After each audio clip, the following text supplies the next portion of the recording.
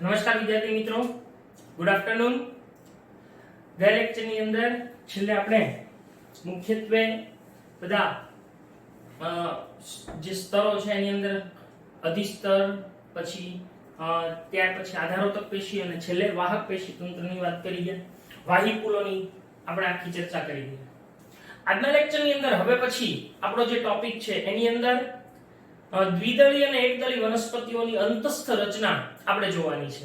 હવે એમાં ખાસ કરીને દ્વિદળીઓની અંદર મૂળ અને પ્રકાંડ એની અંતસ્થ રચનાઓ કેવી છે એની આપણે સમજૂતી મેળવવાની છે। તો આપણો આજનો જે પહેલો ટોપિક છે એ છે દ્વિદળી મૂળ, એટલે કે સૂર્યમુખી મૂળ છે એની અંતસ્થ રચના। બરાબર, તો દ્વિદળી મૂળની અંતસ્થ રચના આપણે જોવાની છે।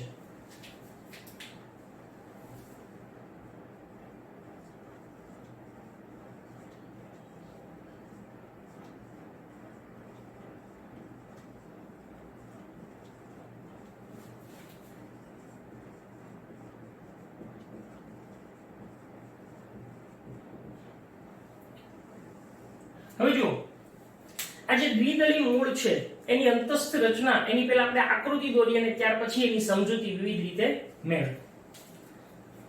ધારો કે આ જમીન છે, એની નીચે આ મૂળ છે। બરાબર, હવે અહીંયા આગળ આ વનસ્પતિનું પ્રકાંડ છે। ધારો કે આ મૂળને આપણે છેદ લઈએ આમ, અને એને ઉપરથી જોઈએ તો આપણને એવું ગોળાકાર લાગે, આમ આ રીતે જોવા મળે। આ છેદ છે એ આવો જોવા મળશે। હવે અહીંયા આગળ આ મૂળનો છેદ લઈએ ત્યારે આ આખો જે ગોળ ભાગ છે એમાંથી આપણે આટલો ભાગ છે, આ આટલો ભાગ, આ અહીંયા બધે સરખું જ હોય, બરાબર છે, આ એનું કેન્દ્ર થઈ ગયું। તો આ ભાગ છે, આટલો ભાગ, એની આકૃતિ અહીંયા હું દોરું છું, એટલે આપણે જે અંતસ્થ રચના જોવાની છે એમાં આટલો વિસ્તાર એ કેવો દેખાય એ હું દર્શાવું છું। એટલે તમને ખ્યાલ આવવો જોઈએ કે આપણે શું દોરીએ છીએ। ખરેખર આ બધું દોરવાની પછી જરૂર નથી। અહીંયા જે આટલો ભાગ આવે, કેન્દ્ર તો બધે સરખું જ રહેવાનું, આટલો ભાગ જે અહીંયા આવે છે એ બધે જ કોમન આવો આવશે। તો હવે એની આપણે આકૃતિ દોરીએ છીએ અને ત્યાર પછી એની આપણે સમજૂતી મેળવીએ। તો સૌપ્રથમ આ રીતે હું દોરીશ। અહીંયા આગળ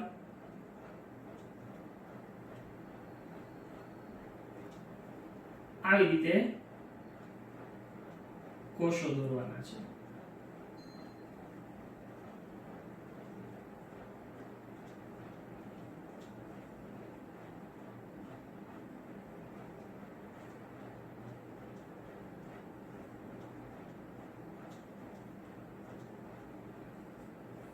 બરાબર, આ જે બ્લુ બોર્ડર છે એ આવી થઈ, અહીંયા બધે ફરતે આવું જોવા મળે। ખ્યાલ આવે છે આ? બરાબર, હવે અહીંયા આગળ કેન્દ્રીય ભાગમાં આવું જોવા મળશે।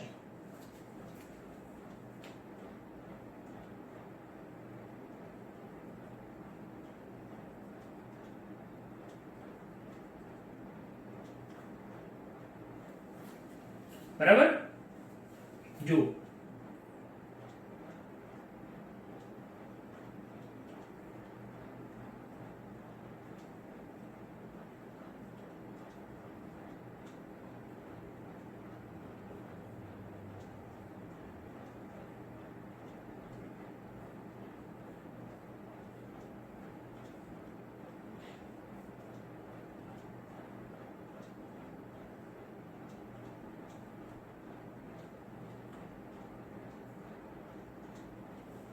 આ રીતે, બરાબર, એની ફરતે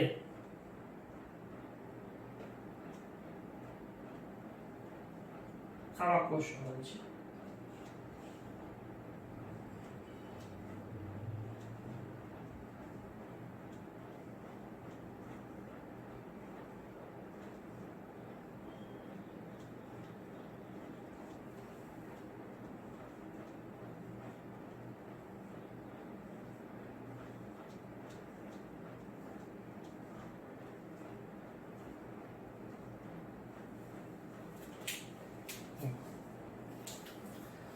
હવે અહીંયા આગળ આપણને શું જોવા મળે છે? અહીંયા આવો ભાગ જોવા મળે છે.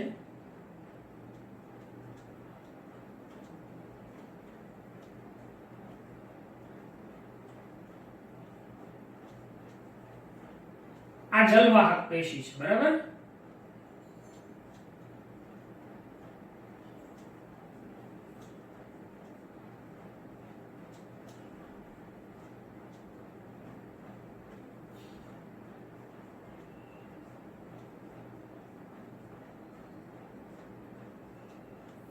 આ જલવાહક પેશીના સમૂહો અનુદારુ અને આદિદારુ, જેને આપણે કહીએ છીએ,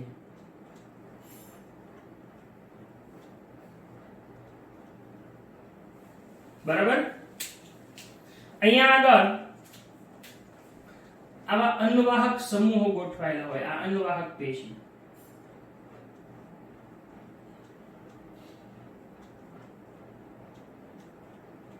આ અન્નવાહક સમૂહો.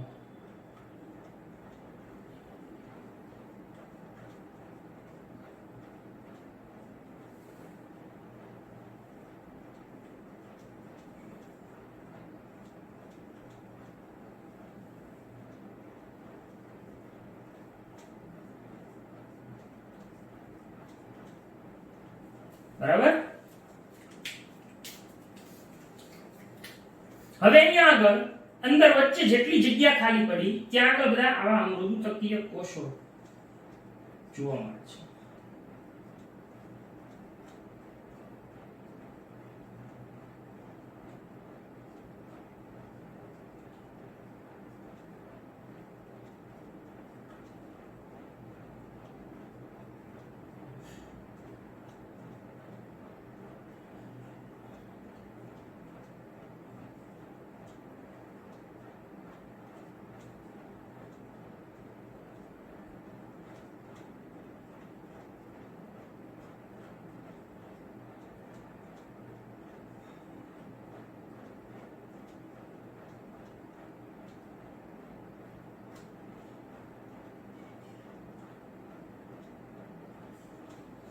બરાબર?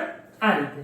અને અહીંયા આગળ આખા આવા બાહ્યકના કોષો આપણને જોવા મળે છે. બાહ્યક, આ બધાને બાહ્યક કહેવાય.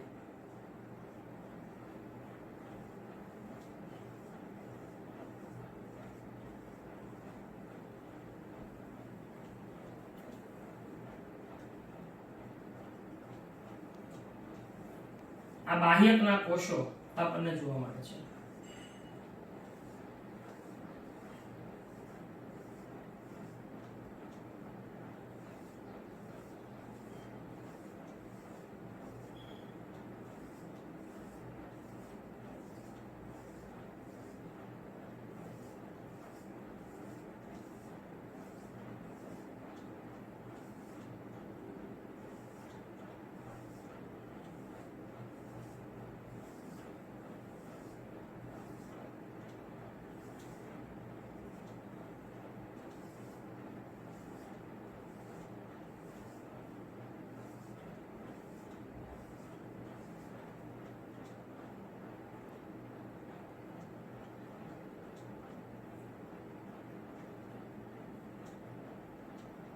ઓકે, આવી રીતે જોવા મળે છે.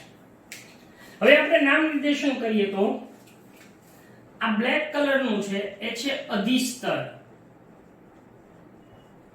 આને કહેવાય છે મૂળ રોમ. આ ગ્રીન કલરનું આખું છે એને કહેવાય છે બાહ્યક. બરાબર? પછી આ બ્લેક કલરનો વિસ્તાર છે એને કહેવામાં આવે છે અંતઃસ્તર. પછી આ જે રેડ કલરનો, લાલ કલરનો વિસ્તાર છે એને કહેવામાં આવે છે પરિચક્ર. બરાબર? હવે આ જે બ્લેક કલરનો ભાગ છે આ એ છે અન્નવાહક સમૂહ. બરાબર? અથવા અન્નવાહક. હવે અહીંયા આગળ આ જે ભાગ છે બે, એમાં આ છે ઈ આદિદારુ અને આ છે ઈ અનુદારુ. બરાબર છે? અને આ બંને એ જલવાહક છે. ત્યાર પછી આ જે કેન્દ્રીસ્થ ભાગ છે એને કહેવાય છે મજ્જા અથવા ગળ.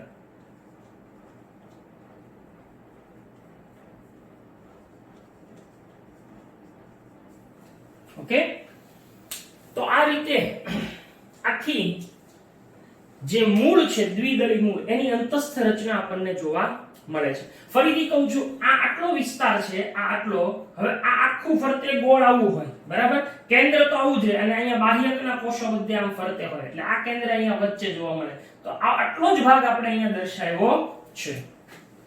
હવે અહીંયા આગળ આ જે મૂળ છે એની અંદર આપણે જે ભણી ગયા એ ત્રણેય સ્તરો કયા કયા, ત્રણેય પેશી તંત્રો, એક અધિસ્તરીય, આધારોતક અને વાહક પેશી તંત્ર વિશે ચર્ચા કરવાની છે. તો સૌથી પહેલા આપણે જોવાનું છે અધિસ્તરીય તંત્ર, બરાબર. તો આપણે એને એવી રીતે જ લખશું, એટલે પહેલું તંત્ર છે એ છે અધિસ્તરીય તંત્ર.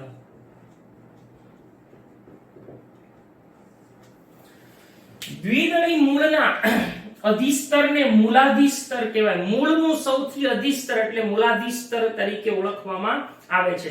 આ મૂલાધિસ્તર એ ખાસ કરીને મૃદુતકીય કોષોનું બનેલું હોય છે અને એક જ સ્તરમાં ગોઠવાયેલા મૃદુતકીય કોષો ધરાવે છે. આ કોષો એ કેટલીક જગ્યાએ બહિરુદ ભેદ ધરાવે, બહાર ઉદ્ભવતા ભેદ ધરાવે છે, બહિરુદ ભેદ. આવા બહિરુદ ભેદને મૂળરોમ કહેવાય છે અને આ મૂળરોમ એ જમીનમાંથી પાણી અને ખનિજ દ્રવ્યોનું શોષણ કરવામાં મદદરૂપ થાય. એટલે ઈ મૂળરોમ આપણને અહીંયાથી આવી રીતે જે જોવા મળતા હોય ને, આ ભાગ, આ ઈ અહીંયા આવડા છે, બરાબર છે. તો એ અહીંયા મૂળરોમ આપણને જોવા મળે, આમ ખબર પડે છે, આ મૂળરોમ જે જમીનમાંથી પાણી અને ખનિજ દ્રવ્યોનું શોષણ કરવા માટે મદદરૂપ થાય છે. તો અહીંયા આગળ અધિસ્તરમાં માત્ર આટલી જ વાત છે, ખાલી એક જ સ્તર છે, જુઓ આટલો જ છે, એટલે એટલામાં ખાલી એટલું જ વર્ણન આવશે. તો અધિસ્તર, મૂળના અધિસ્તરને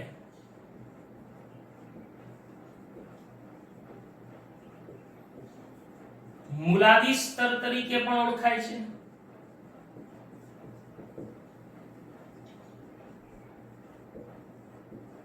જે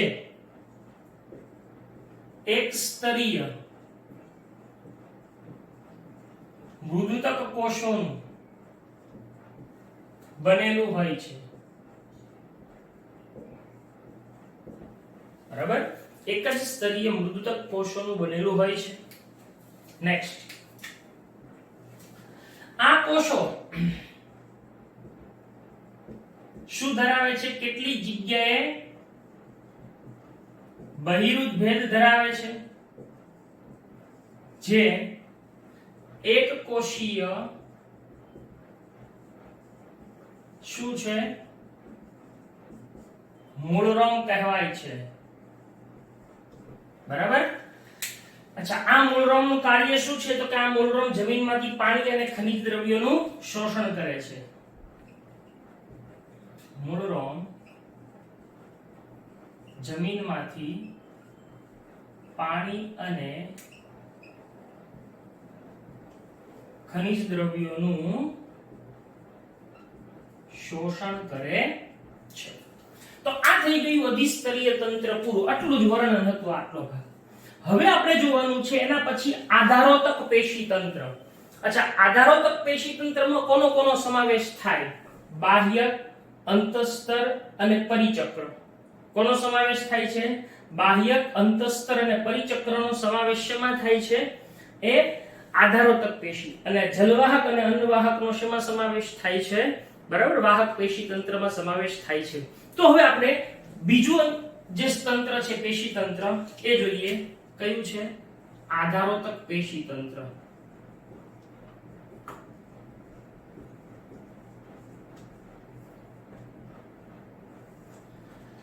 ચલો, આધારોતક પેશી તંત્ર કોને કહેવાય? એની અંદર કોનો કોનો સમાવેશ થાય? તો કે સૌથી પહેલું છે બાહ્યક, બરાબર છે.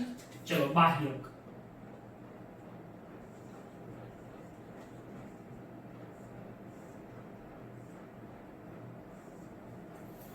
બાહ્યક અધિસ્તરની નીચે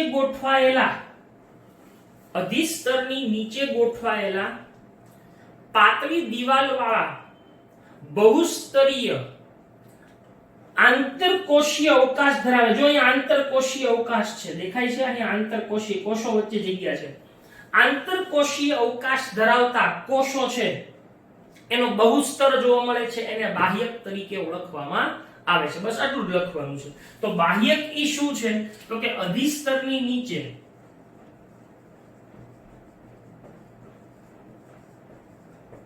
અધિસ્તરની નીચે આવેલા કેવા? તો કે પહેલું આંતરકોષીય અવકાશ ધરાવતા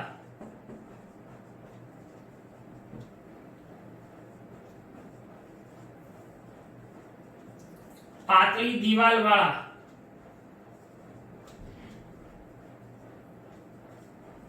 બહુસ્તરીય મૃતક કોષોના સ્તરને શું કહે છે? બાહ્યક કહે છે. આ બાહ્યકની વાત થઈ પૂરી. બરાબર, આ બધાને બાહ્યક કહેવાય. ગ્રીન કલરના જેટલા કોષો છે એ બધા બાહ્યક છે.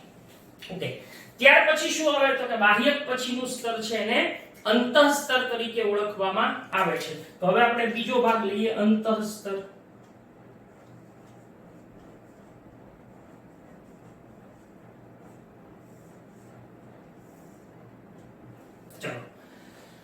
અંતઃસ્તરી શું છે? તો કે બાહ્યકના સૌથી અંદરના સ્તરને અંતઃસ્તર કહેવાય છે. આ અંતઃસ્તર એ એમની અંદર જો અહીંયા કોઈ કોષો બ્લેક કલરના છે એની વચ્ચે આંતરકોષીય અવકાશ નથી ધરાવતા, એટલે કે બાહ્યકના સૌથી અંદરના સ્તરને અંતઃસ્તર કહેવાય છે. જે આંતરકોષીય અવકાશ વિહીન પીપ આકારના, પીપ એટલે આવા આકારના, ખરેખર આપણે એમ કહીએ ને ટીપણું જેને કહીએ ને, આવા ટીપડા જેવા આકારના, આવા પીપ આકારના કોષોનું બનેલું એક સ્તરીય સ્તર છે. એટલે એક જ સ્તર છે. આ જે અંતઃસ્તર છે એ એક જ સ્તરમાં ગોઠવાયેલું હોય એવા મૃદુતકીય કોષોનું બનેલું હોય છે. બરાબર, આ અંતઃસ્તર છે, આ અંતઃસ્તર છે એના કોષોની જે સ્પર્શનીય દિવાલ અને અરીય દિવાલ હોય એની અંદર ખાસ કરીને એક રચના આવેલી હોય છે. બરાબર, આ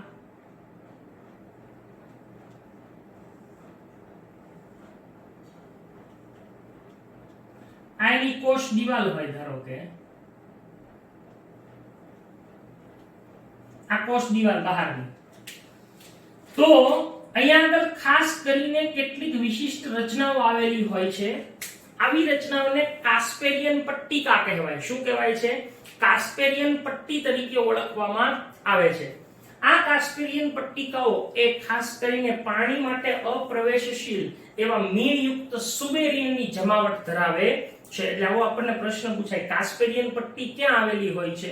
તો કે અંતઃસ્તરની અંદર આવેલી હોય છે, જે મીણયુક્ત સુબેરિન જેવા પદાર્થની જમાવટ ધરાવે છે અહીંયા આગળ. એટલે અહીંયાથી પાણીનું વહન અવરોધ અહીં આપણે આગળ આવશે. બરાબર છે? તો આ રીતે અંતઃસ્તર છે એની વાત આવશે. તો અંતઃસ્તર છે એની અંદર આપણે શું લખવાનું છે? તો કે બાહ્યકના સૌથી અંદરના સ્તરને અંતઃસ્તર તરીકે ઓળખવામાં આવે છે.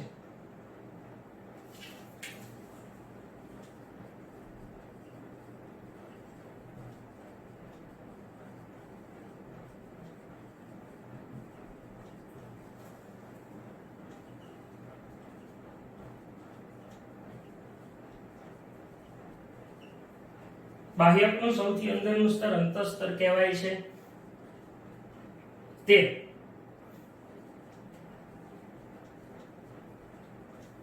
આંતરકોષીય અવકાશ વિહીન પીપ આકારના કોષોનું બનેલું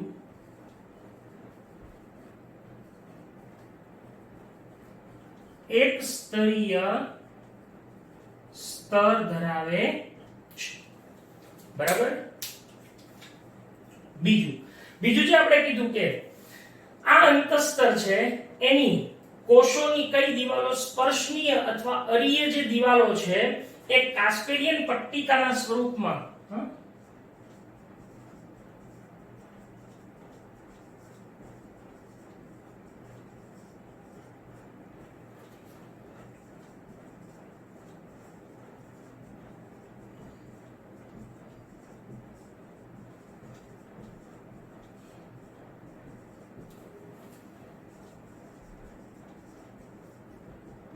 કોની માટે?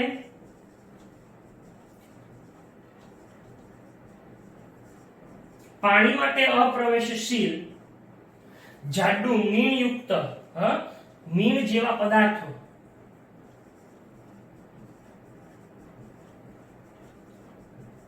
કયો પદાર્થ એનું નામ શું કીધું તું? સુબેરિન ની જમાવટ ધરાવે છે. બરાબર? તો આ થઈ ગયું અંતસ્તર. અચ્છા, હવે અંતસ્તર પછીનો વિસ્તાર શું કહેવાય છે? પરિચક્ર. તો હવે પછી આપણે લેવાનું છે પરિચક્ર.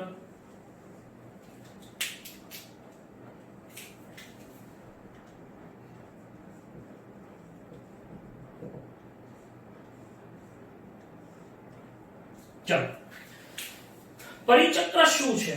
તો કે અંતસ્તરની અંદર તરફ આવેલા મુખ્યત્વે જાડી દિવાલ વાળા મૃદુતત્વીય કોષો. કેવી જાડી દિવાલ? જો આની કોષ દિવાલ જાડી છે એટલે આવો આપણને પ્રશ્ન પૂછી શકાય. તો જાડી દિવાલ ધરાવતા જે કોષો છે એની આખી કેટલાક સ્તરો હોય, એક સ્તરની અહીંયા કેટલાક સ્તરો ધરાવે છે. મેં આપણે ભલે લાલ કલરનું એક જ દોર્યું, એવા કેટલાક સ્તરો ધરાવે છે જેને પરિચક્ર તરીકે ઓળખવામાં આવે છે. આ પરિચક્ર છે એના કોષો એ શું કરે છે? તો કે પરિચક્રના કોષો છે એ દ્વિતીયક વૃદ્ધિ થાય. આપણે જે જોઈ ગયા છીએ એ દ્વિતીયક વૃદ્ધિ દરમિયાન મુખ્યત્વે પાર્શ્વીય મૂળ, સાઈડમાંથી જે પાર્શ્વીય મૂળ નીકળે, પાર્શ્વીય મૂળ અને વાહી એધા હોય એની ઉત્પત્તિ માટે જવાબદાર છે. તો આમ પરિચક્ર છે એની માટે આટલું જ આવશે. તો પરિચક્ર શું કહેશું? તો કે અંતસ્તરની અંદર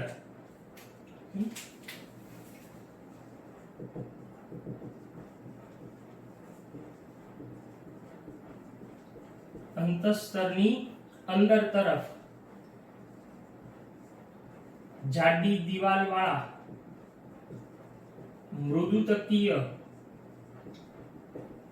કોષોના કેટલાક સ્તર આવેલા છે તેને શું કહે છે? પરિચક્ર કહે છે. પરિચક્રના કોષો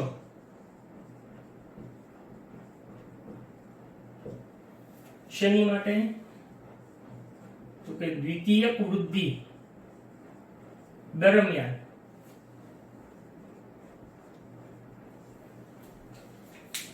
કઈ બે બાબતો? એક,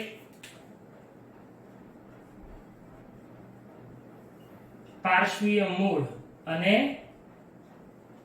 વાહી એધા છે. કઈ બે વસ્તુઓ? પાર્શ્વીય મૂળ અને વાહી એધા ની ઉત્પત્તિ થાય છે. તો આ થઈ ગયું પરિચક્ર. પરિચક્ર પછી આવે છે મજ્જા અથવા ગર. શું આવે છે? મજ્જા અથવા ગર. એ અહીંયા આગળ કેવી હોય છે? તો કે એ નાની હોય છે અને અસ્પષ્ટ હોય છે. એટલે મજ્જા અથવા ગર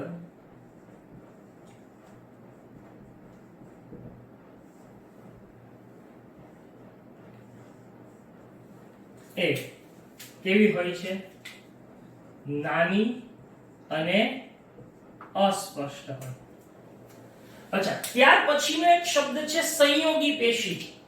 હવે ખરેખર આ સંયોગી પેશી છે એ આપણે વાહક પેશીની અંદર આવે છે, પણ તેમ છતાં અહીંયા આગળ આપણે એને પહેલા ચર્ચા કરીએ છીએ એ છે સંયોગી પેશી.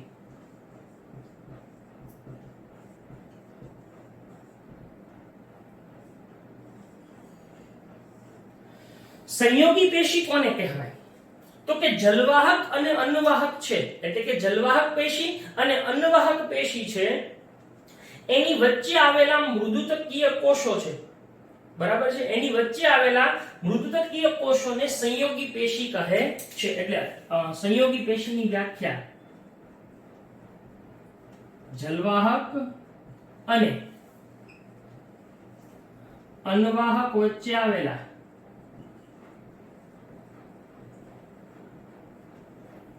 મૃદુતક કોષોને શું કહે છે? સંયોગી પેશી કહે છે. બરાબર, આ વ્યાખ્યા આપણે યાદ રાખવાની છે. સંયોગી પેશી એટલે શું? જલવાહક અને અન્નવાહકની વચ્ચે આવેલા મૃદુતકીય કોષોને સંયોગી પેશી તરીકે ઓળખવામાં આવે છે. ઓકે, સામાન્ય રીતે આ જે કોષો છે એના દ્વારા જલવાહક અને અન્નવાહકની વચ્ચે એધા વલયનું નિર્માણ થાય છે. બરાબર છે, એટલે કે આ છે ઈ એધા વલય ના નિર્માણ માટે જવાબદાર છે. હવે હું તમને છે ને એધા વલય એટલે શું તો કે આપણે એવું ભણી ગયા હતા કે જલવાહક અને અન્નવાહક હોય આ એની વચ્ચે અહીંયા એધા આવેલી હોય, પછી અહીંયા બીજી જલવાહક અને અહીંયા અન્નવાહક હોય, એધા હોય, અહીંયા અન્નવાહક તો આ એધાઓ હોય ને એ બધી જોડાઈને આવું એક આખું સળંગ ભાગ બનાવે એને એધા વલય કહેવાય, જે આપણે આગળ આવશે જ્યારે ભણશું ત્યારે તો તમને સમજાય કે એધા વલય એટલે આવું વલય આખું તૈયાર થાય. બરાબર છે, તો એધા વલયના નિર્માણ માટે આ સંયોગી પેશી છે ઈ જવાબદાર છે. તો અહીંયા આગળ આપણે આધારોતક પેશી તંત્રની વાત પૂરી કરીએ. હવે ત્રીજી અને છેલ્લું પેશી તંત્ર છે વાહક પેશી તંત્ર. ઓકે, વાહક પેશી તંત્ર તો અહીંયા આગળ જલવાહક અને અન્નવાહકના સામાન્ય રીતે 2 થી 4 સમૂહો છે એ આવેલા હોય છે. સામાન્ય રીતે 2 થી 4 સમૂહો એ જલવાહક અને અન્નવાહકના એ વાહક પેશીની અંદર જોવા મળે છે. આ વાહક પેશી જલવાહક અને અન્નવાહક છે એ મુખ્યત્વે શું છે તો કે એ વહનનું કાર્ય કરે છે, ખોરાક અને પાણીના વહનના કાર્ય માટે જવાબદાર છે. આ વાહક પેશી તંત્રની અંદર આપણે એક શબ્દ સમજવાનો છે મધ્યરંગ. તો આપણે જોઈએ વાહક પેશી તંત્રમાં પહેલા 2 કે 4 જલવાહક અને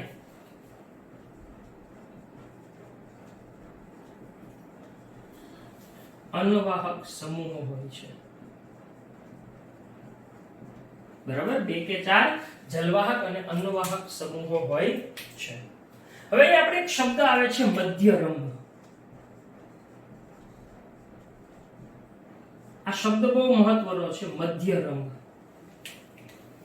મધ્યરંગ કોને કહેવાય તો કે મધ્યરંગ એટલે અંતઃસ્તરની અંદર તરફનો, આ બ્લેક કલરનું છે, અંતઃસ્તરની અંદર તરફના અંતઃસ્તર સિવાયના, ફરીથી અંતઃસ્તરની અંદર તરફના અંતઃસ્તર સિવાયના જે આખા કોષોના સમૂહો છે એને શું કહેવામાં આવે છે? મધ્યરંગ તરીકે ઓળખવામાં આવે છે. જેની અંદર કોનો સમાવેશ થાય તો કે પરિચક્ર, વાહિપુલ એટલે જલવાહક અને અન્નવાહક એને આપણે વાહિપુલ કહીએ, અને મજ્જા, એ બધાનો સમાવેશ શેમાં થાય છે? મધ્ય. એટલે મધ્યરંગ કોને કહેવાય? ફરી વખત શું? અંતઃસ્તરની અંદર તરફ આવેલા અંતઃસ્તર સિવાયના કોષોના સમૂહને મધ્યરંગ કહે છે, જેની અંદર પરિચક્ર, વાહિપુલો અને મજ્જાનો સમાવેશ થાય છે. તો મધ્યરંગ એટલે શું? અંતઃસ્તરની અંદર તરફ આવેલા અંતઃસ્તર સિવાયના કેન્દ્રસ્થ ભાગને, બરાબર, અંતઃસ્તર સિવાયના કેન્દ્રસ્થ ભાગ છે અથવા તો મધ્યસ્થ પ્રદેશ છે એમ પણ કહી શકાય. કેન્દ્રસ્થ ભાગ અથવા તો મધ્યસ્થ પ્રદેશને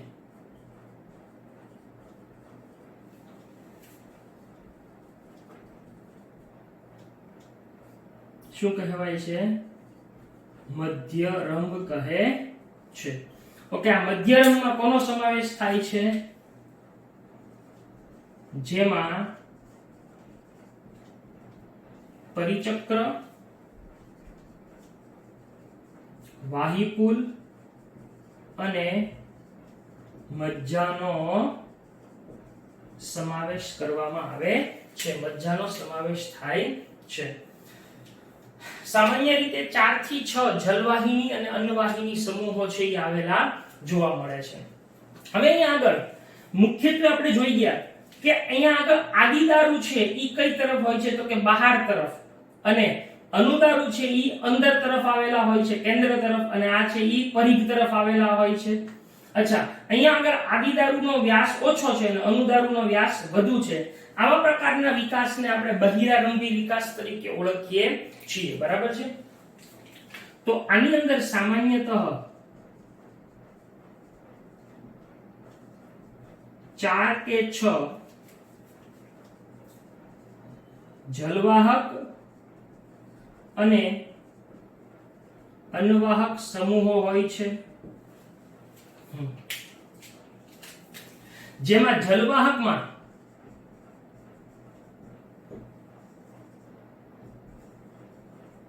આદિદારુ એ બહાર તરફ અને અનુદારુ એ અંદર તરફ હોય છે. બીજું એ નાના વ્યાસ વાળા અને આ મોટા વ્યાસ વાળા હોય છે. આવા વિકાસને બહિરારંભી વિકાસ કહે છે. એટલે કે અહીંયા આગળ પ્રથમ કોણ ઉદ્ભવે છે?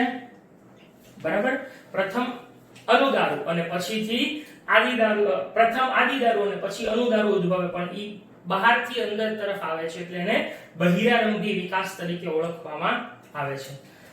બીજું કે અહીંયા આગળ તમને શું જોવા મળે છે? તો કે અહીંયા આગળ જે જલવાહક અને અન્વાહક સમૂહો 4 ની સંખ્યામાં 4 જલવાહક અને 4 અન્વાહક સમૂહો એ અરીય રીતે ગોઠવાયેલા હોય છે, એકાંતરે ગોઠવાયેલા અને અરીય રીતે ગોઠવાયેલા હોય છે. આવા વિકાસને આવા મધ્યરંભને શું કહેવાય?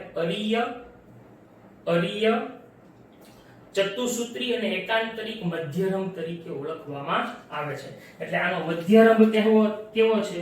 તો કે આ મધ્યરંભ એ અરીય, એકાંતરિક અને ચતુસૂત્રી તરીકે 4 સમૂહો છે એટલે ચતુસૂત્રી તરીકે ઓળખવામાં આવે છે. લ્યો, તો આ આખી થઈ ગઈ સૂર્યમુખી મૂળ, દ્વિદળી મૂળની અંતસ્થ રચના. આપણે આ ત્રણેય સ્તર સ્વરૂપે લખવાનું હોય છે. તો આજના લેક્ચરમાં અહીંયા સુધી રાખીએ છીએ. દ્વિદળી મૂળની આખી રચના આકૃતિ સાથે હોમવર્કમાં એક વખત લખી અને આપણે મોકલવાની રહેશે. Thank you.